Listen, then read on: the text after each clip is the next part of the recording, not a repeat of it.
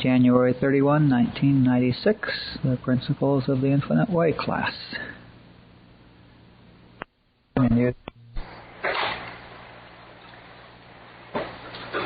So good evening, everybody. Let's begin.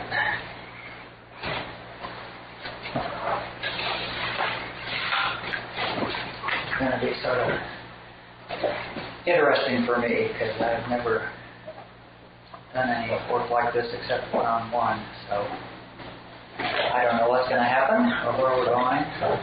I do know that I'm way over-prepared, so we'll have to avoid the pitfalls of that. My intellect has been very busy. Susan said, well, that's good. Keep your mind busy while the teaching goes on, so hopefully it's okay. I have some things about the class that I want to cover before we actually begin on the nature of God tonight.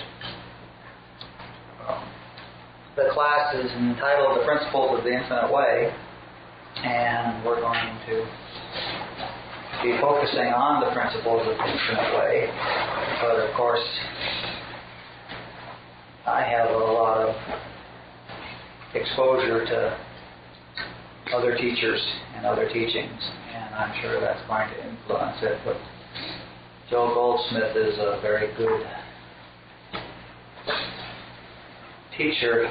He put down some 25 or 30 books, I guess, based on some very sound principles that are true and very practical in dealing with this relationship, this level of reality, what we call a third-dimensional world.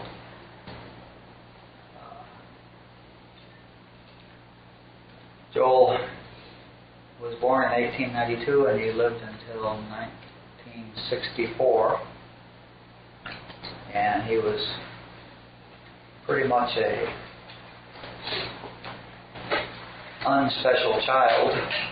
There was nothing that really set him apart from anybody. He was a student and then a businessman, and he was in fact 36 years old in 1928 when he had a spiritual experience that was a very major spiritual experience. He'd been seeking a couple of years before then, actively, passively before that, of course, but a couple of years before that, his father had been dying, and he had mentioned it to a Christian Science practitioner, and that man had told him that he was such a thing, and that he was a Christian Science practitioner, and that he believed in that kind of healing. And Joel's father, who had been given up for dead, was healed. And that, of course, got Joel very interested in studying Christian Science and learning what that was all about. In 1928, he had a full-on spiritual experience which completely changed him. He became a healer without knowing how or why. All sorts of human traits left him.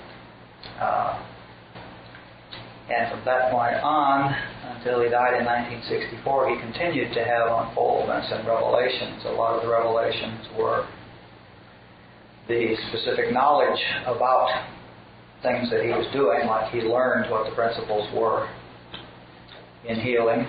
He learned how that happened so that he could teach it, but he had revelation after revelation, year after year. He was getting revelations actually while he was teaching classes. He was channeling right there on the podium. He was very connected, and everything he taught was truth as revealed to him. He did not teach anything that he had read anywhere else or heard anything anywhere else, or it was all based on the authority of being a revelation to him from God. He wrote the book The Infinite Way in 1945, and as I say, 25 or 30 books followed from there. I guess Lorraine Sinclair joined him somewhere in the late 40s or around by 1950 anyway, and she became the editor of most of his books and put them together. He was an incredible healer, a spiritual healer. He, in for years had as many as 135 calls a day, which he met all of them personally, and he often answered 60 letters a day. When he was at home in Hawaii, he answered them through a stenographer. When he was on the road, he answered them. His healing rate, he says, was 80 to 90%. And these healings include things like growing arms and legs on babies that are born without arms and legs and things like this. I mean, he's definitely demonstrating a healing consciousness like the one that's described for Jesus Christ. And he taught. He went around the world 3 times. He went all over Europe and the United States, and he lived in Hawaii. Every year he did that 12 times. He taught essentially from 1952 until 1964. And periodically he would retire back to Hawaii and get more revelations and more initiations and rise higher. And he was continually going higher and higher and higher in consciousness. We use the word enlightened, and I don't know at what point you want to say enlightened, but he was pretty clear in 1928, except he didn't have the specific details. He had the mystical experience, and it was demonstrated in his life. In 1964, he probably had all the details and understood it all. Anyway, it was a phenomenal career, and it was a healing ministry. Before he started the Infinite Way, he was a Christian Science practitioner for 12 or 15 years, I guess, and was quite successful at that as well. His books but his student body was primarily Christian Science and various other of the metaphysical movements that were in vogue in the early 1940s, from Mrs. Eddy and various people like that. So his audience were those people, and his books are therefore very much using Christian terminology. And he also was conversant with the Buddha and with Lao Tzu and with various people like that. But his books are all very much couched in the Judeo-Christian tradition, and so he uses words like sin and Christ and things like that.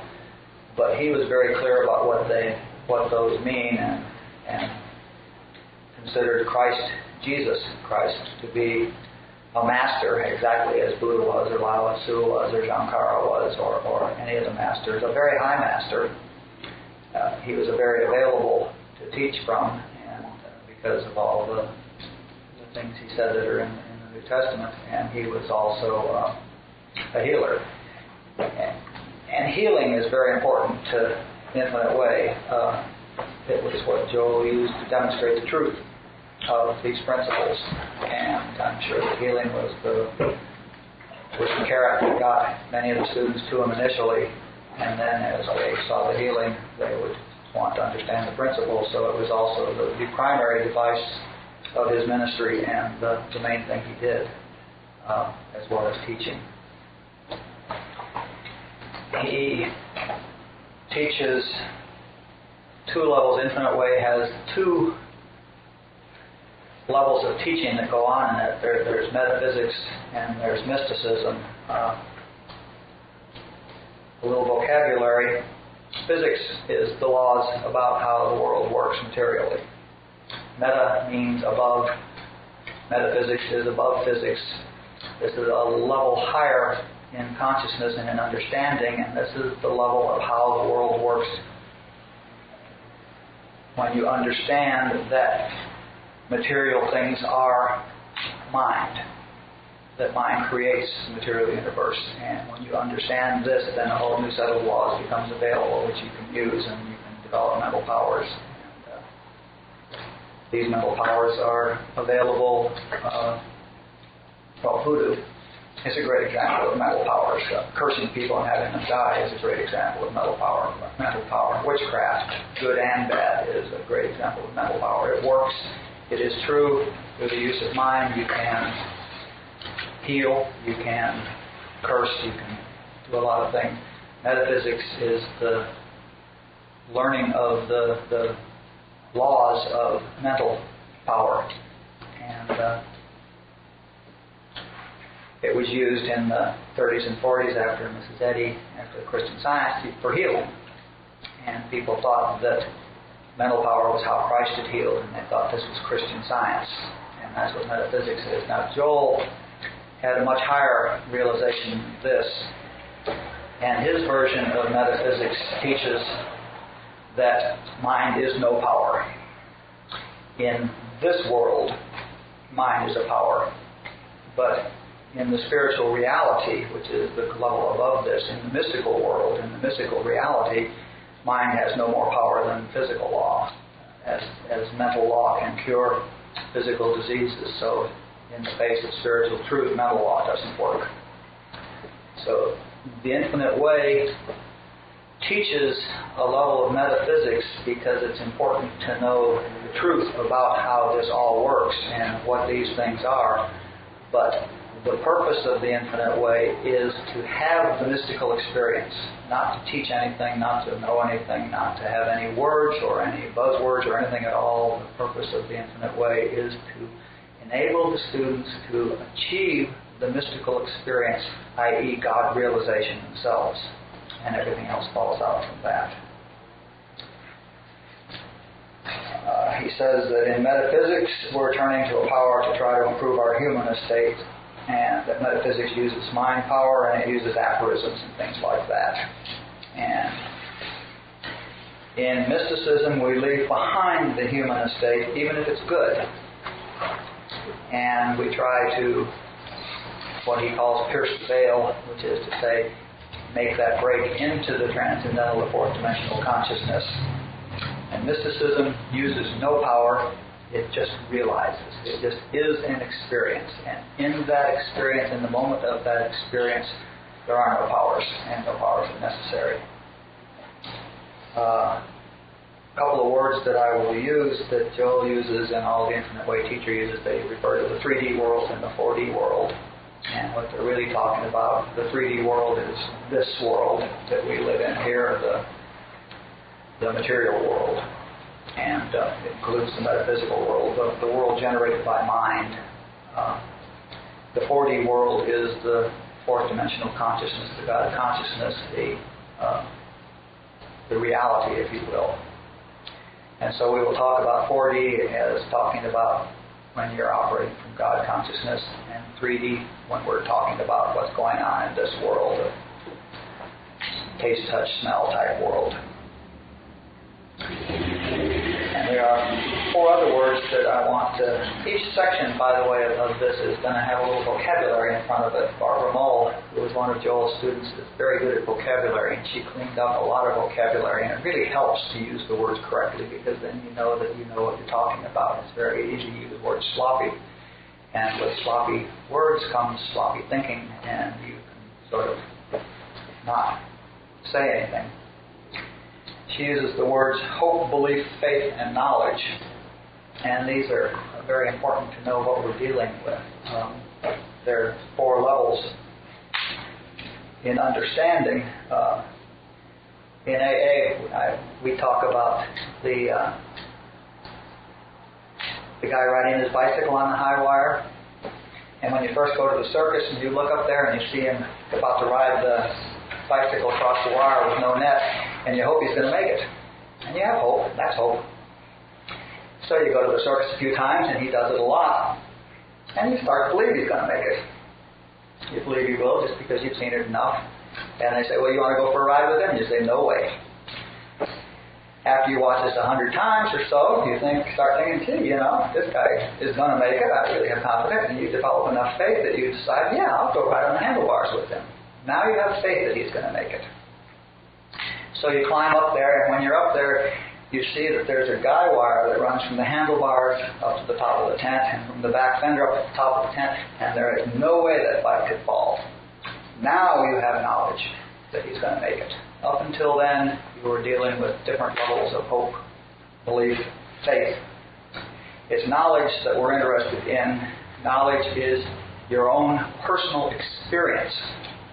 It's not hearsay or reading or belief in what I say or belief in what Joel says. That's not what's happening. It's your own personal experience. That's where we're going.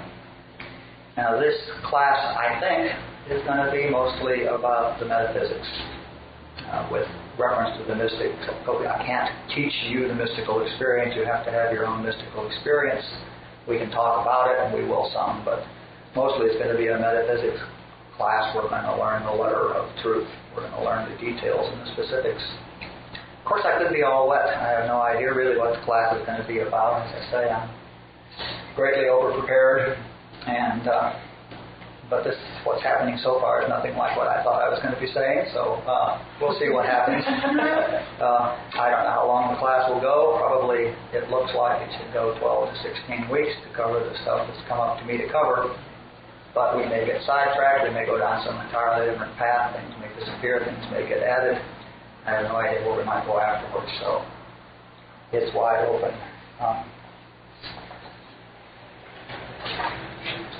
I made some notes about the purpose of the class, the things that I think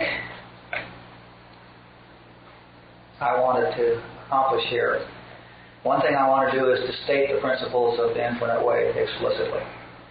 And then, second, I want to be sure everybody is hearing them explicitly. A lot of you have been reading Goldsmith, reading Infinite Way things, and I know that we read things and hear what we want to hear and don't even see the things we don't want to hear. Barbara Moll made a trip around Europe and discovered that people who had been studying the Infinite Way for 20 and 25 years had no idea of what the mystical truths were that he was teaching, that they just didn't get it. They had the nice little cloud nine that sound very good level of understanding. And, so this is an opportunity to hear precisely what Joel is saying and to ask questions about it. The class is not a lecture class. It's a dialogue class. I want questions. I want feedback. I want you to pin me down. Worry and chew on it. Let's make sure we know exactly what is being said. The point is to get a foundation in what I call the Infinite Way principles, which are really the principles of truth, so that we can build on them. It's necessary to understand the letter of truth precisely before you can have hope of getting the mystical experience, unless you're one of those very few who just has it. Another thing, which will be a side effect of those, is to begin to crack the belief system. We all have a belief system that's thoroughly conditioned into us. We all think we know what's going on, and it's totally wrong. So we're going to start cracking the belief system. That's sort of what termites is about. Has everybody read termites? Good. And the other is to bring you closer to attaining your own mystical experience, because that's the only thing worth attaining. My sources are Joel's books, Joel's tapes, Barbara Moll, one of his students who was also an alcoholic and who was a very orderly-minded person who liked steps and things like that and was very practical. So she's one of our teachers. There's another teacher, Margaret Johnson, in Atlanta, who's given some talks that have provided some material for me. My own Infinite Way teacher was Herb Fitch for 4 or 5 years. All of these were students of Joel's. And I've been with 3 or 4 other students of Joel's at various times. Jesus will be used as a source.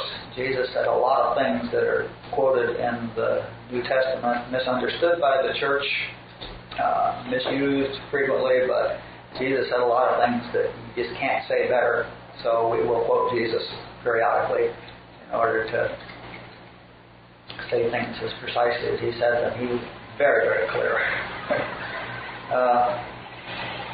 Also, we will be influenced by my own teachers, Bhagwan Rashneesh, who was my first guru, and Robert Adams, who has been my teacher the last 5 years. And These two people were not Infinite Way students. They were both people who had had a full-on enlightenment experience. Like Joel had a mystical experience in 1928. Both Robert and Rashneesh had mystical experiences that gave them everything that Joel had in the experiences that continued from 28 until 64. And so they teach at a level which is much higher than Joel's teaching, in that they are full-on mystics who are always in God consciousness and always seeing from there and always talking from there.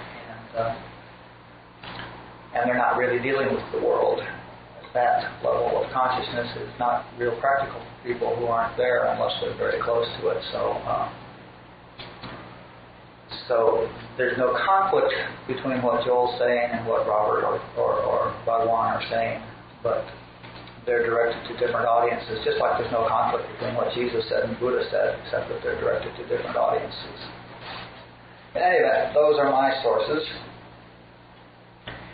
Barbara talks about something called a radar for truth, and I really like that concept.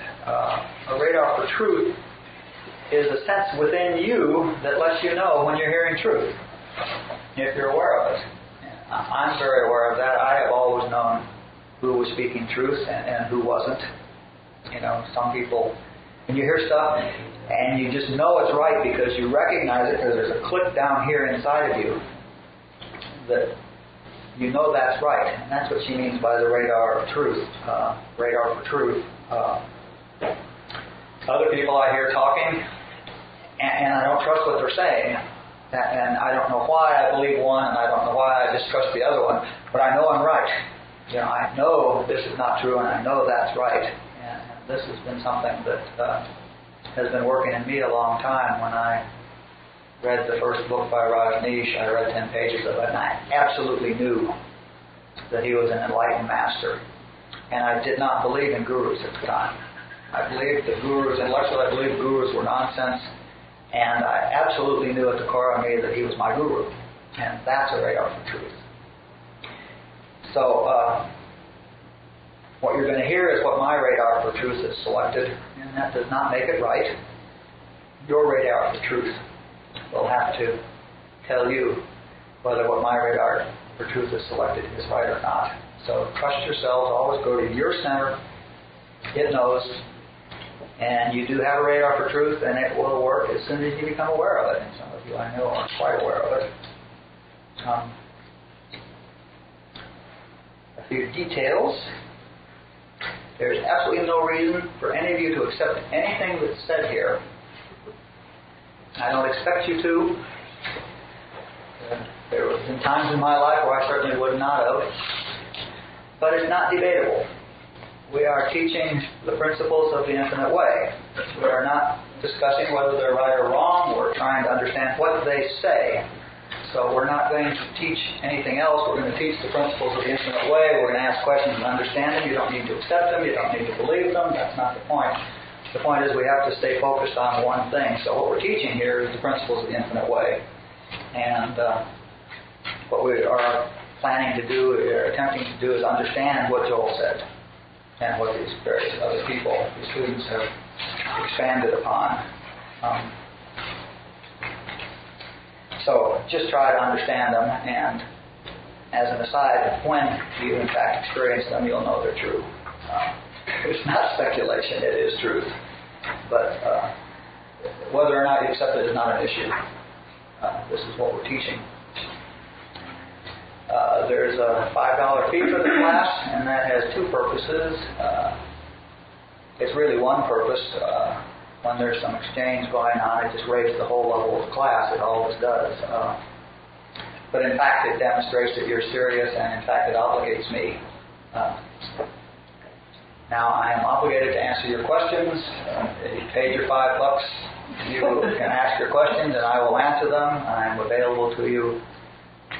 Now, I'm now your teacher, and I'm available to you. I answer the phone from 6 in the morning till 9 at night. When things come up during the week, call, and worry about them. That's what's going on here. This is a class, and it's an ongoing class, and stuff will come up, not necessarily here. If you miss a class, cool. We'll go on anyway, and we are taping it.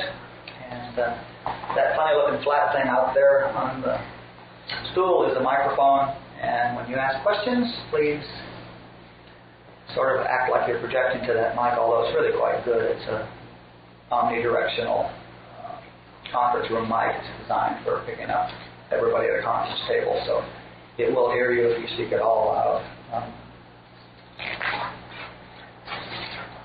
Let's see. The class structure will have a 10 or 15 minute meditation, and then we will have classwork for an hour, and I really want it to be a Socratic symposium type thing. I really hope people will get active and get involved and make me clarify stuff to you and put me through the mill. As Barbara says, teaching this way makes me very vulnerable because I'm on the dime, but that's a real advantage to me because it keeps me honest, and I claim that I make no claims, so I can't possibly get into trouble. But nonetheless, I want it to be a symposium style because a lot more will get transmitted. I listened to a tape, which I in fact transcribed and will use later on in this, from this teacher near Atlanta. And she said at the start of the tape that some of her students had heard this material 20 years ago, but they hadn't got it. And then she proceeded to talk for an hour.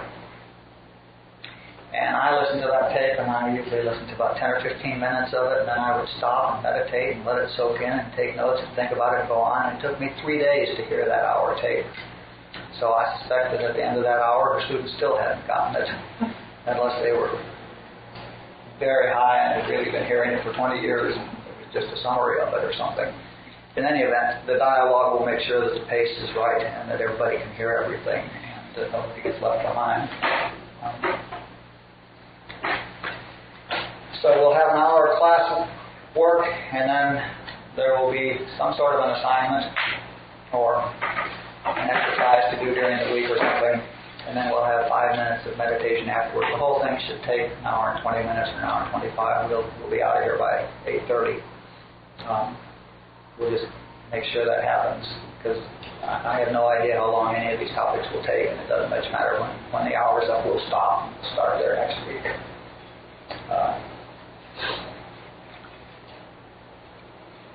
It's better to be here than to hear the tapes, because when we're all together, there's an elevation in that, and what is said here is a result of the consciousness that's here. The things that I say will be the things that need to be heard here, and the things that you say will be the things that need to be heard here. Also, there is, in fact, only one consciousness. That's one of the principles that we'll learn. And what that means as far as in a class is that when one of us gets it, the others will also get a glimpse right there, because there's only one consciousness here. We're developing a class consciousness, and as one of us gets a click, we all get some amount of that click. So being here is important.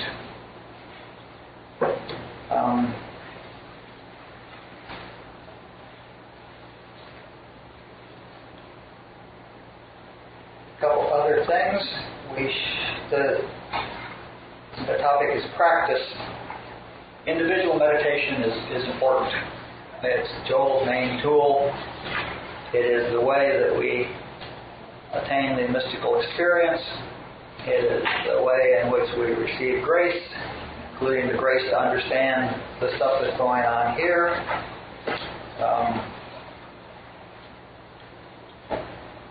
Sitting in the silence is the way to gain the grace that's necessary to prove these principles. And the point is to prove these principles. So we will work on learning how to sit in silence, and we will learn on how to make that connection, which will allow us to rise in consciousness and try to prove these principles. And as I said, we're going to have an exercise each week. Just for the record, Barbara was asked what hard work meant, what she considered hard work for a student. And she says that a student who is working hard on growing consciously, the minimum work that they should be doing is 1 tape a day, a half an hour of reading a day, and 4 meditations a day. So that's Barbara's bottom line. But Barbara's pretty black beltish.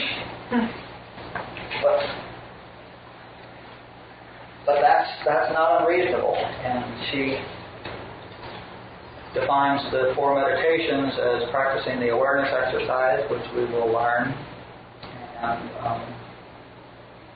practicing what she calls the cast your bread exercise, which we will learn, and world work, which we will discuss, and finally what she calls sitting in the lap, which really means just sitting in the silence for no purpose at all except just to be there because it feels so good. And to that we will add protective work, which some of you are doing, and which is another important meditation, although it's not so much a meditation as a rehearsal or something. Are there any questions so far? What is an aphorism? Aphorisms are things people say that in order to convince themselves are true, like I'm infinitely wealthy and will experience that in this day. Gotcha. Okay. And expecting that to be true. And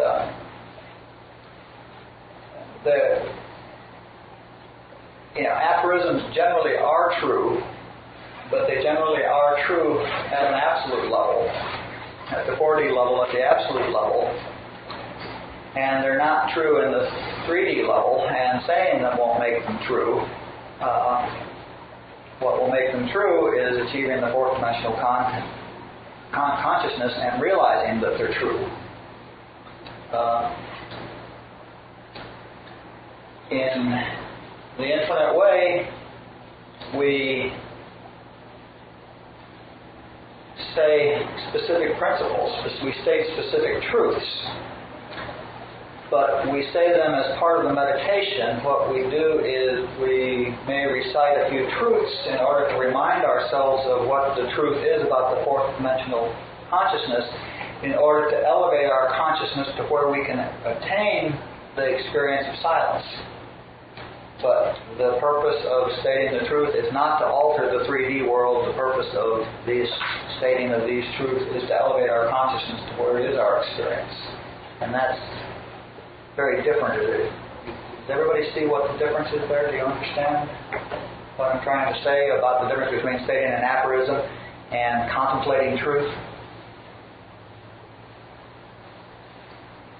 So it's like what's really in our life experience versus what's not? Is that what you're saying? Or am I just... Well,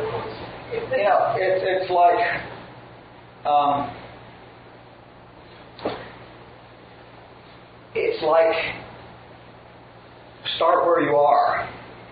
If it is your experience that there is nothing but abundance and I'm infinitely rich and infinitely abundant and infinitely cared for, then cool, there's no issue. But if it's an issue, that means it's not your experience, and you should be working on the consciousness rather than reciting the aphorism. Did I hear? I was just going to ask, it seems like one is a truth and one is a belief. Well, the aphorisms may be true. Or a hope, yeah. Now, the aphorisms may well be true. In fact, they generally are. Especially the Course in Miracle aphorisms. They're all true. And the aphorisms that were used by the metaphysical schools are true. But they're being recited as an exercise of mental power to attempt to change the 3D world. Mm-hmm. And in the infinite way, we are not attempting to change the 3D world. We are attempting to realize the 4D world. So it's an entirely different purpose. The other thing, by the way, is that in the Friday night class, the script class, we use flashcards. And flashcards are not aphorisms. Flashcards are also statements of truth, but their purpose is to stop the three-dimensional dialogue that's going on in our heads, to stop it and cut through it right there, and stop in a moment and get silent and realize truth. So again, they're not aphorisms that we're saying in order to change the world as much as they are to stop our dialogue, to stop our 3D mind, to stop that chatter and go to the heart of the matter and get quiet. And it's important to stop this repetitive, endless chatter that goes on in our heads that's been conditioned in there that we do forever. I've given a few of you one of my favorites is, "Thy grace is my sufficiency in all things always," and several of you that have been with me have worked with that one. and that's not to make it true, that's to stop your mind. When your mind is chattering about insufficiency, you bring that in to stop the dialogue. Elsie, do you want to add anything about flashcards? No, I think you've done a beautiful job. When we use flashcards, it's what you said about it's to elevate us, to elevate the consciousness, not to change it out there, but to change our perception of what we're seeing out there. There's a major difference. Where with the aphorisms, we're hoping that it all changes out there. We're trying to affect, and a flashcard is not about cause and effect, where an aphorism would be. Is it more of a transportation vehicle to the truth as opposed to trying to change a certain reality? Yes, exactly. And the first step on the transportation to the truth is to leave where you are. And that means stop this chatter. Stop this dialogue. That's what has to happen. And the purpose of infinite way contemplation and the flashcards is to stop the mind. The infinite way contemplation is more in the way of a slower meditation where you contemplate the truth and you mull it over and chew on it a while, and slowly your mind quiets down more and more until you reach silence. The flashcards are more like Joel's 10-second meditation. He talks about 10-second meditation where all you do is stop. And right now, there's a silence, and you're in that silence right now. Before your mind chatters, you fooled it, and it's not going to take it 10 seconds to start up with its babble. But in that moment, you are in the silence. And flashcards are more like a 10-second meditation. You nail the flashcard, you stop the dialogue. Nonsense. Truth. On about your business. And it's very effective.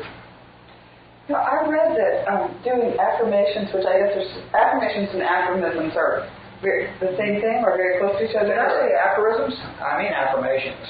Okay. They're very close to the same. I'm using the wrong word. Okay. Yes, affirmations is what I mean. Aphorisms are useless sayings, pedantic sayings about stuff or something. I don't know, that's a grammatical term of speech, isn't it? Anyway, aphorisms is what we're talking about. Affirmations. I read somewhere that the point of an affirmation, of repeating an affirmation, is to set up dissonance in your... It's actually the purpose of it is to set up what they call cognitive dissonance, because if you repeat something to yourself that's not true, that's, like you said, it's not a reality for you right now, that it sets up a dissonance in your brain, and the purpose of it is because your mind can't stand the disturbance that it tries to go out, and it either convinces you that this is not true, or it goes out and gets it for you. And neither one, though, is the purpose of the infinite way. The purpose of the infinite way is to stop the mind and realize the truth. It's the exact opposite, though, because the purpose of it is to set up more stuff in your mind. Yeah, well, it's from the metaphysical, in the sense of mind is power. The tradition is where that stuff comes from. So much about the class and what we're doing here. We're going to sort of start at the top down. Start with the nature of God, and then I think we're going to move on to the nature of man. And well, I'm not going to outline the whole course because I would expect that it will change. I do have over here, by the way, the form of my over preparation was lots of outlines of all the stuff. What happened was there was just a lot of flow going on in my mind about, and thoughts coming in, this you want to say, this you want to say, this you want to say, this you want to say, and so I sort of put together a structure in which I could find a place to put down these notes.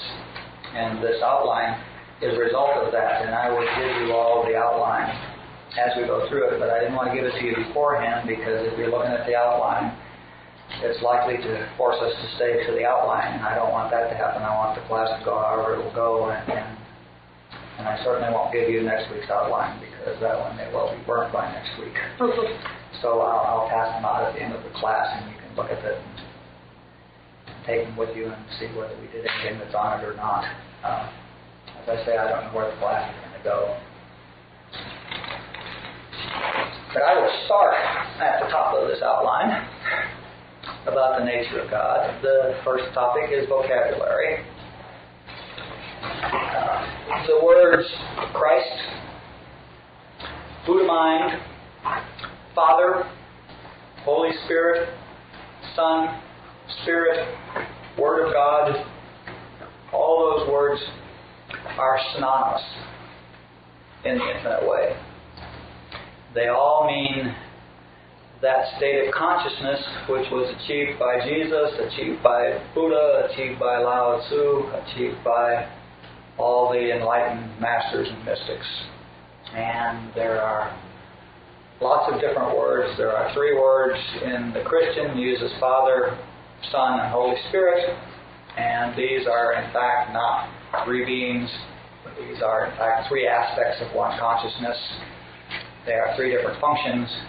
But we will use those words interchangeably. And I want to dwell on that a little bit because I want to be sure that everybody hears that Christ does not mean Jesus.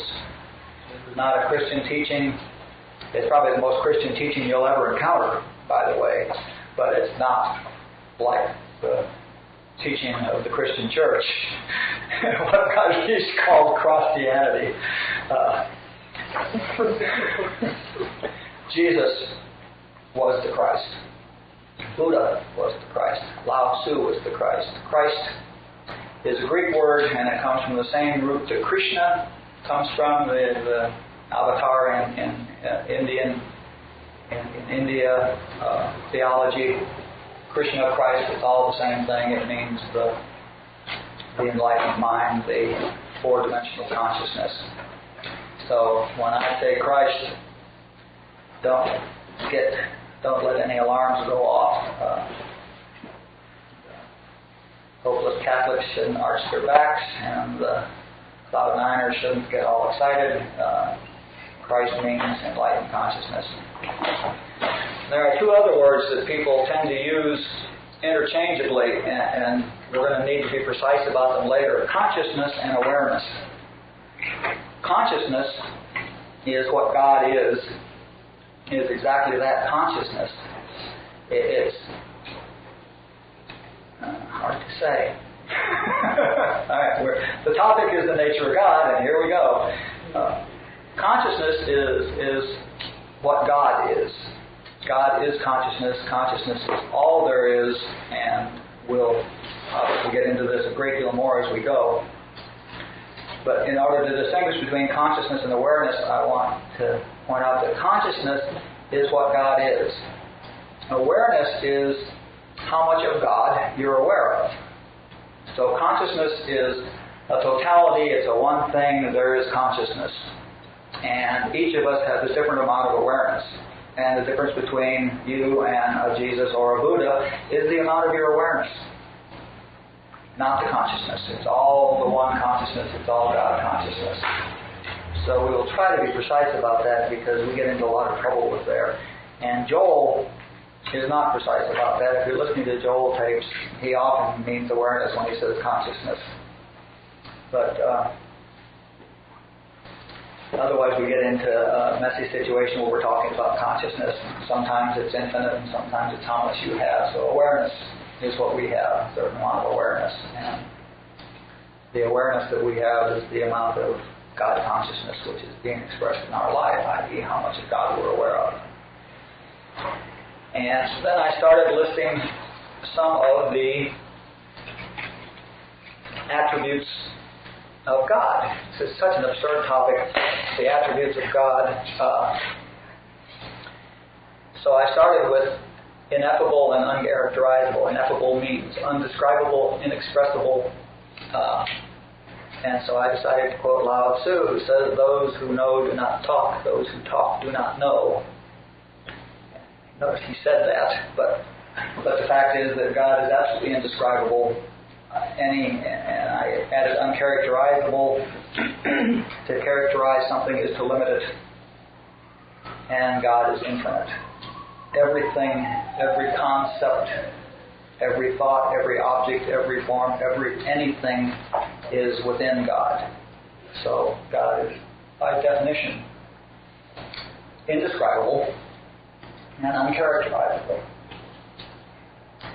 And so, obviously, there's nothing else we can say about the nature of God. But, but still, we have to.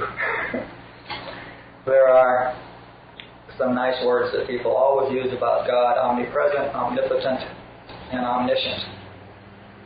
And these are good things to understand. They are true. They are words that can be said about God. They don't characterize God as much as they give us. In India, they have like 1,000 gods, and each of these gods has a very different characteristic than the other ones. I mean, one of them is like a monkey, and one of them's a creator, and one of them's a destroyer, and one of them's this, and one of them's that. And if you ask a person from India, well, what is Krishna? They'll say, that's God. And you say, well, what is Hanuman? That's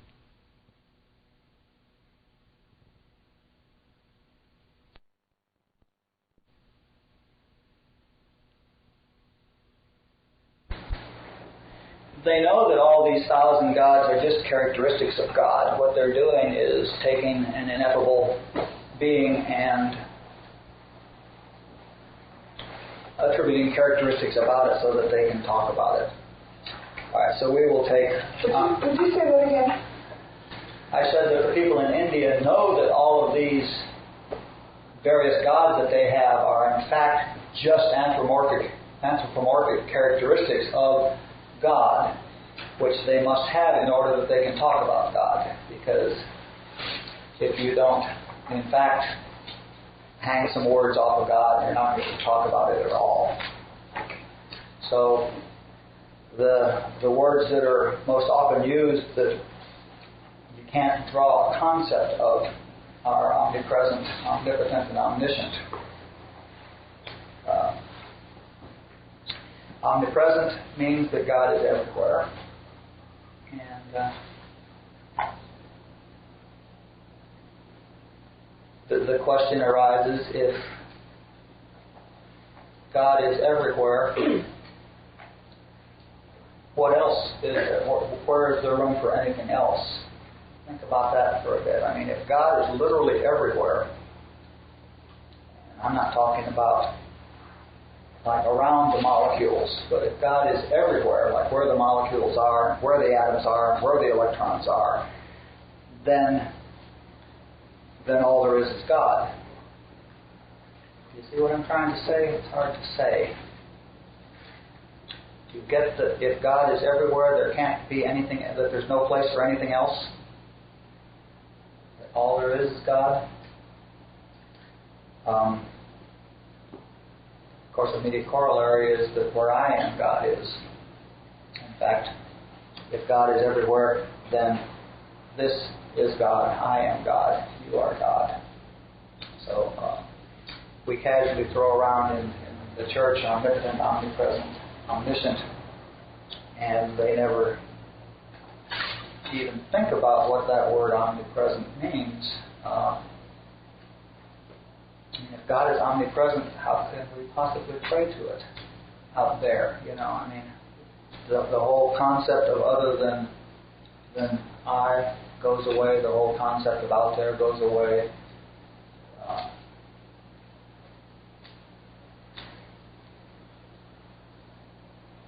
In termites, I really like the termite story about the dreamer. The dreamer, when you're dreaming, and there's a you in the dream, and that you can be in a world with purple skies and orange grass, and that you can be in that bizarre world for what seems like 20 or 30 years, having all these experiences with families and children and strange animals that have never existed. Anything your mind can create can be in this dream. And then you wake up, and the you in the dream thinks that there's all this space and all this world and all these things. But in fact, in that dream, all there is consciousness. I mean, you, the dreamer, is everywhere in that dream. Everywhere that is in that dream is that whole creation, that whole world, that whole universe that's in that dream is in fact just the consciousness of the dreamer. It's sort of in that sense that God is omnipresent. I was just thinking when you were sharing that, it's like when I do dream, it's like the people I dream of, I am. Mm-hmm. I just thought about that. Yes, you think that those people, the one of you in the dream thinks that those people have independent existence and independent agendas and are off doing their own thing, often to frustrate you, cutting you off on the freeways, They're doing their own things with their own agenda and everything. And in fact, there is nothing there but your consciousness, which is omnipresent. Well, I was thinking of my sleeping dream, but then I see what you're saying too. But then in my waking dream, it's the same thing. That's the possibility that was being brought up in termites. Exactly. That's the sense of omnipresence. Like, maybe all there is consciousness, God consciousness. It is everywhere. Then they throw the word omnipotent, all power, and that means that God is the only power, that there are no other powers. And the consequences of this are sort of interesting. If God is all power, then there's no need for power, because there are no other powers. There is no other power. There is nothing to apply power against. Just the one power. Again, it makes the religious structure sort of strange, where people pray in order to gain a power to deal with something else which apparently must have a power. The churches, the religious prayer, the structure of prayer in most churches denies the omnipotence of God, as well as the omnipresence of God, because we're continually telling God what it is we need, which indicates that God probably isn't there to see it. People go to God for power over other things. Joel says explicitly, and I just love this, germs, bullets, and hydrogen bombs have no power. Put that one in the computer. That's a fallout from the statement that God is omnipotent. If God is omnipotent, then germs, bullets, hydrogen bombs, and obviously everything else have no power. No need to fear terrorists. None of this has any power. The connection with the God thing, like this morning at 8 a.m., and I've heard this for years, is, your sponsors tell you, the only thing you need to know about God is you ain't it. And then it's like, well, okay, how do you connect that? Well, you may not be it, but it is you. Yes. And we were having this discussion, and the way it was laid out for me, which made sense, and I like to use, especially with sponsees, is that it's clear as it's like if the marquee read Dulce presents God, that's the alcoholic, But when we come in and have the spiritual awakening, it is God presents Dulce. It's a whole different posture.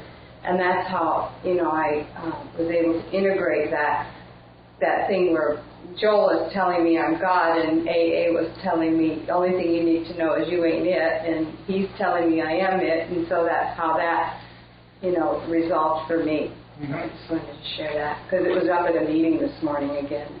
It comes up quite often. Perfect, yes. God as me. Right. Not me as God. Right. Now, in the 3D world, mind is power. The statement that germs, bullets, and hydrogen bombs have no power are an absolute statement. They're true in the 4D world. They're true where God consciousness is realized. In the 3D world, mind is power and has to be dealt with either at that level or through elevating the consciousness and realizing the powerlessness of mind. But we need to be clear what level we're operating at. To be clear that it's very easy to say bullets have no power, and yet if that is not your consciousness, you can be shot. So you can appear to be shot.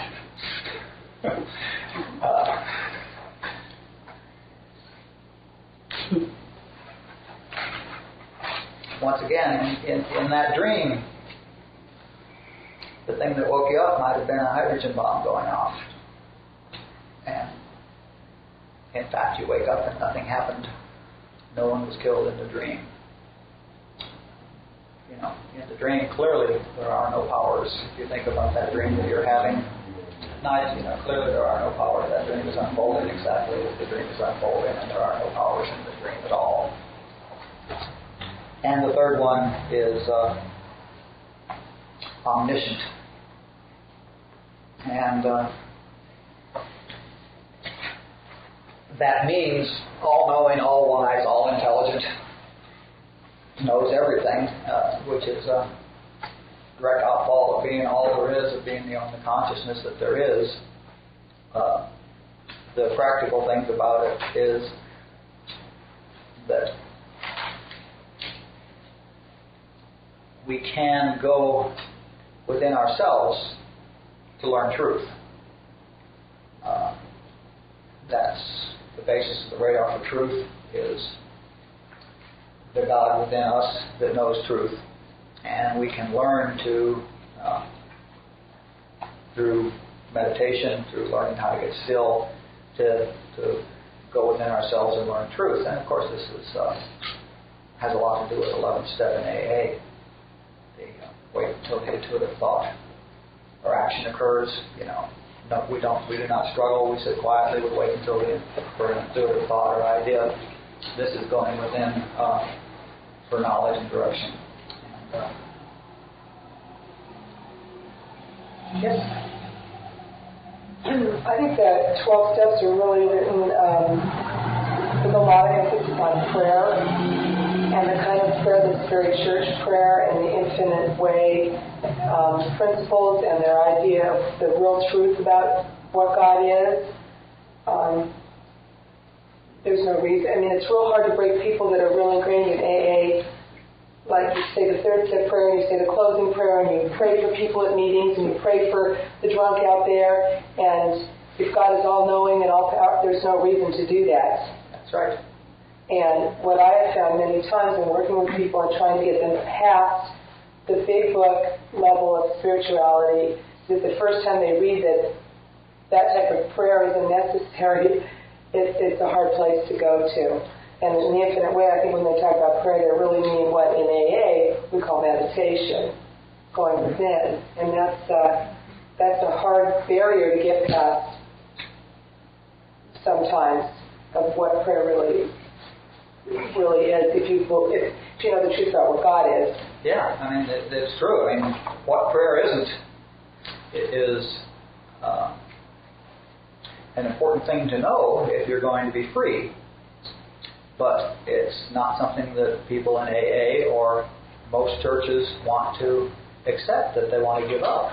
Because people would like to believe that there is a sugar daddy Santa Claus out there somewhere who can be influenced and who will, take mercy on us and provide what we want. I mean, the only good news between now and 2,000 years ago, we no longer have to do any living sacrifices to influence it, but we find other ways to influence it, and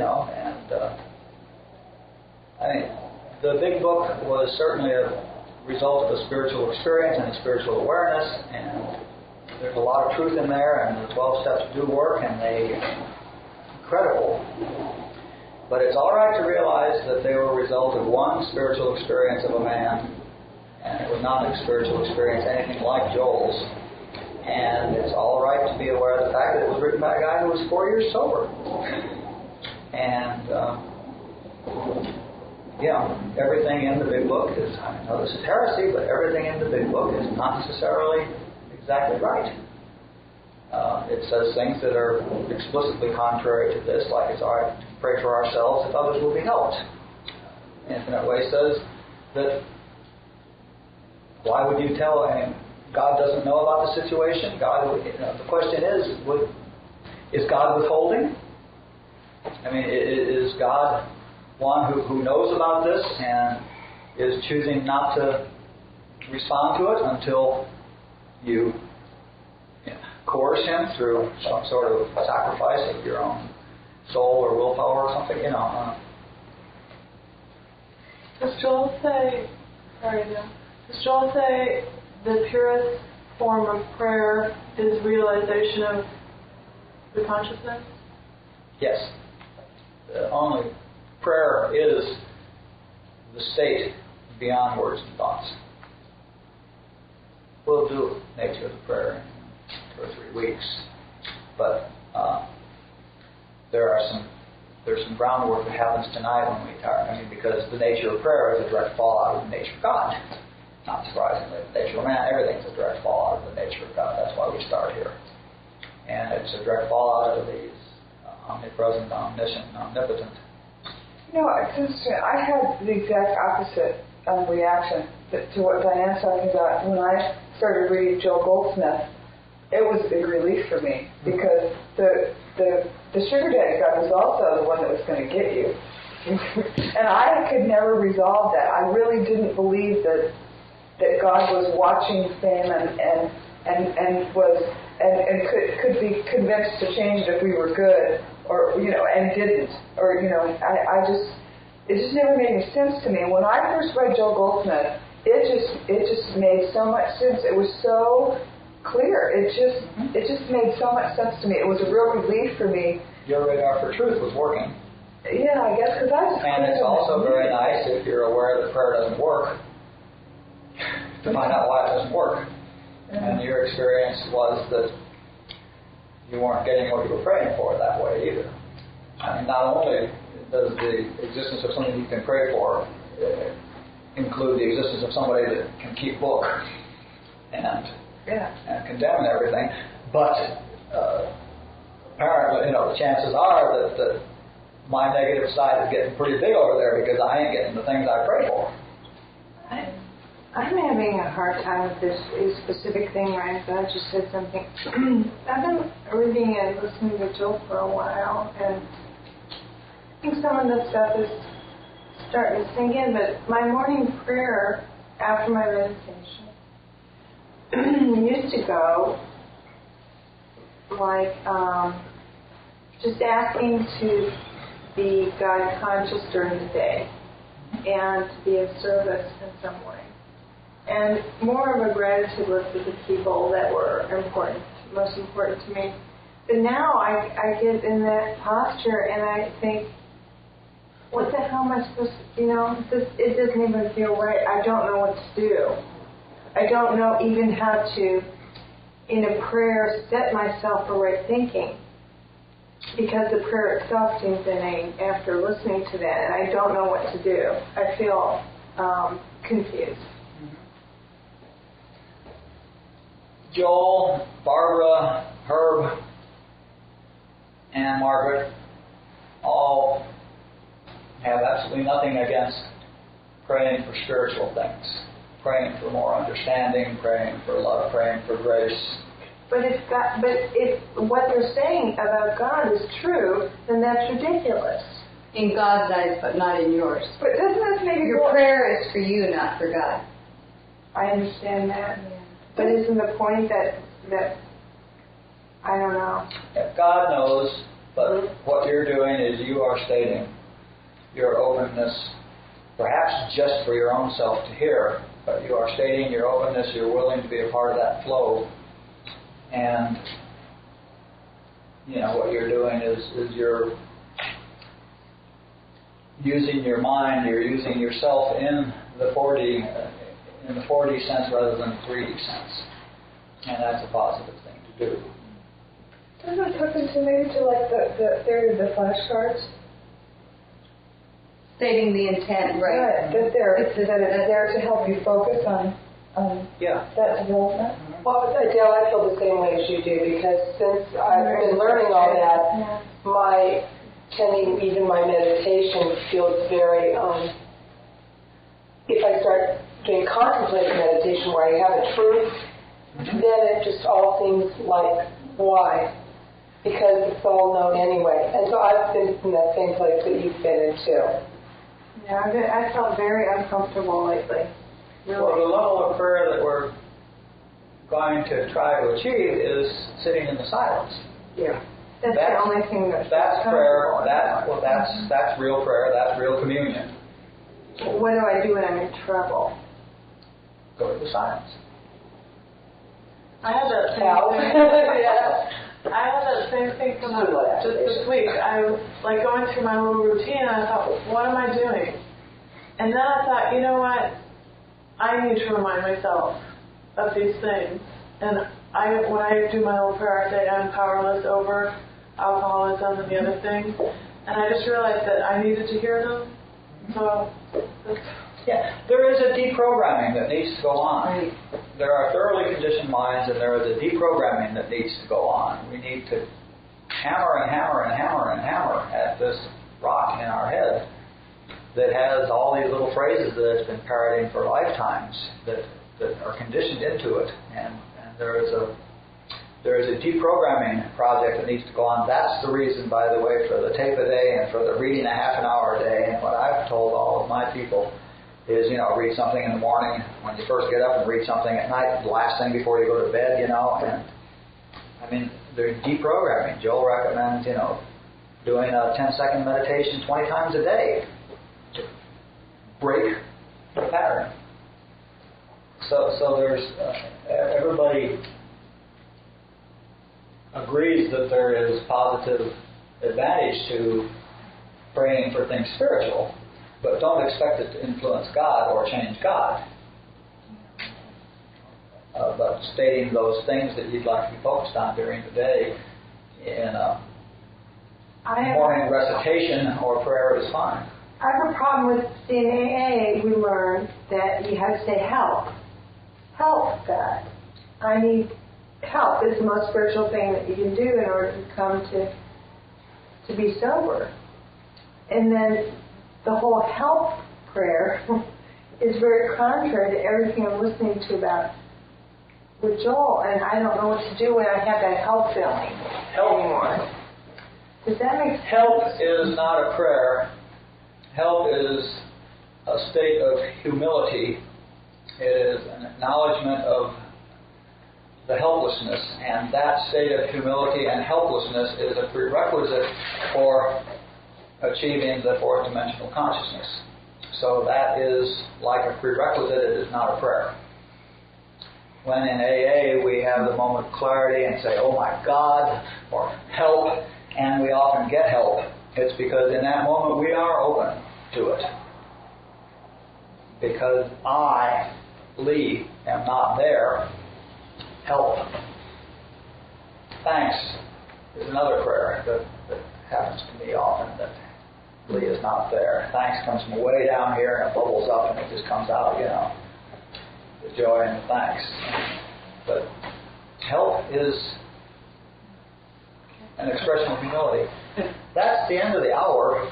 Let's not go on any more topics. Is there any more discussion on this? And obviously... just real quick, I just wanted to say that we are all living between two worlds. And Jesus Christ gave us a prayer to pray. He knew we would need to pray for ourselves, for our own benefit. And it was good enough for him, and it's good enough for me. And I'm going to use it as long as I need it, because there's also an axiom in the infinite way is that you cannot live out of a state of consciousness you have not yet attained. And just because you may have the intellectual knowledge of the ideal, until I've attained it, I cannot live there. And until I can live there, I'm going to use the Our Father prayer or any other prayer I want to use or need to use to help me live between the two worlds. I just had a question on praying too. How would you pray for your enemies in an infinite way, which Joel mentions, praying for your enemies each day? And how would that go? This morning. Yeah. Yeah, I just listened to him talking about that this morning. He said there's no way, someone asked him, how do you pray for your enemy? He said there's no way that for every enemy and for every human there's a million ways to pray.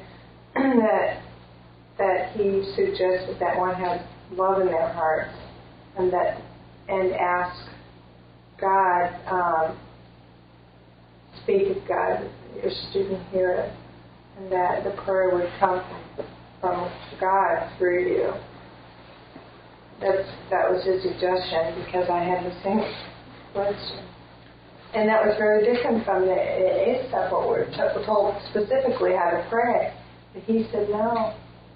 Yeah, but the point of that prayer, praying for your enemies, is to relieve you of the resentment. God already loves them. I mean, the folks is that God's already taken care of them. The point of that is so we don't have to deal with resentments that we're holding on to. And once again, it's a statement that you are in the three-dimensional consciousness, because if you were in the fourth-dimensional consciousness, there are no enemies. So once again, you're in the three-dimensional consciousness, and you need to accept that is where you are in that moment, and do what you need to do there. I want to be done at 8:30, because I promised we would be, and I want to teach the first step of the awareness exercise. This is a three-stage process that Barbara Mull teaches, which I was just delighted when I discovered it. You don't need to write it down. It's just not very complicated at all. Everybody close your eyes.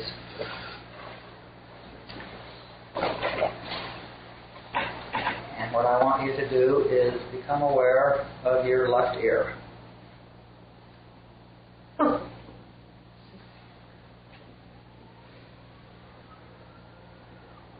Okay? That's it. Did everybody become aware of their left ear? Mm-hmm.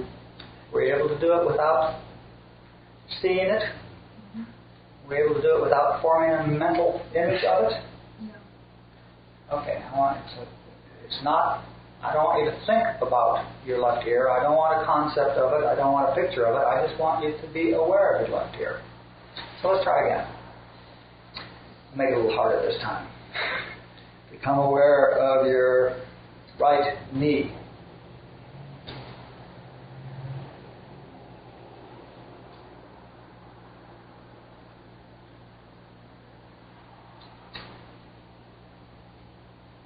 Did everybody do it? Everybody gets the right knee? Without a picture? Without an image? Just the concept of it? My left knee started jumping out at me, though.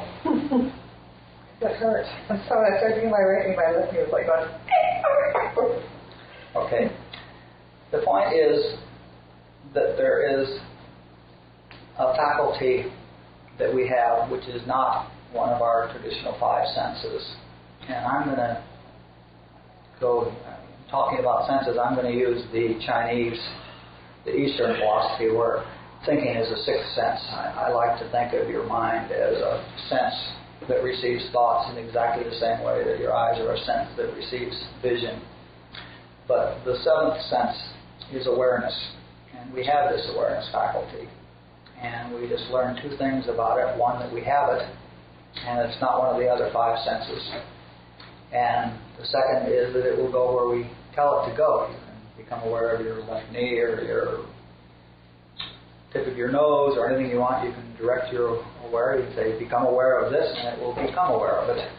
So we have this faculty that we can direct. Now let's try one more thing. Close your eyes. Now become aware of your right ear. Okay, now increase the awareness of your right ear. Just increase the awareness of your right ear.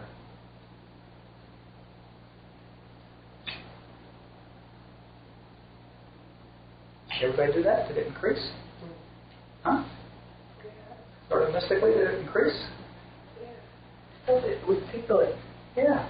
It's a feeling thing. It's not a thinking exercise. It's a feeling exercise. Barbara says a lot. Was everybody able to become aware of something and increase their awareness? All right. That's phase one of the awareness exercise. Would you all please practice it this week? Get a little bit of exercise in, becoming aware of things, and increasing the awareness of it. It's just the first step of a three-step process. It has a purpose. And that's the awareness exercise. All right, let's get quiet for about 5 minutes. Joel recommends that we do 10 or 15 minutes of meditation beforehand to open, and then I like 5 minutes afterwards to let it soak in and settle before we go out there and let our minds crank back up. So let's just be quiet for about 5 minutes. See if we left anything out.